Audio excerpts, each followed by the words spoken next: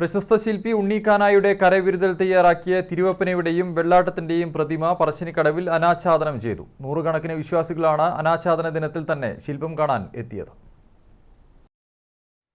മുത്തപ്പന്റെ കൈപിടിച്ച് മുന്നോട്ട് നടക്കുന്ന തിരുവപ്പനയുടെ രൂപത്തിന് ഉണ്ണിക്കാനായാണ് ശില്പഭാഷ ഒരുക്കിയത്. ഇനി മുതൽ പറശ്ശിനി മടപ്പുരയിലെത്തുന്നവരെ പറശ്ശിനി ടൂറിസ്റ്റ് ഹോമിന് മുന്നിൽ അനാച്ഛാദനം ചെയ്ത ജീവൻ തുടിക്കുന്ന പറശ്ശിനീശ്വരന്മാരുടെ ബൃഹത് ചുവർ ശില്പമാണ് സ്വീകരിക്കുക. കേരളത്തിലെ ഏറ്റവും ഉയരമുള്ള തിരുവപ്പന വെള്ളാട്ട ശില്പമാണിതെന്ന പ്രത്യേകതയും ശില്പങ്ങൾക്കുണ്ട്.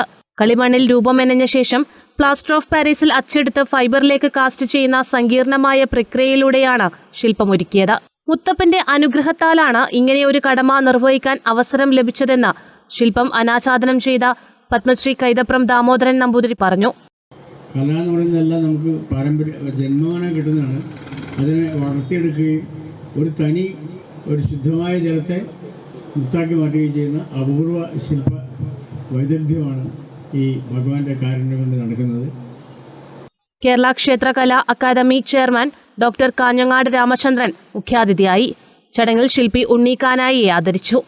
News bureau, Taliparamba.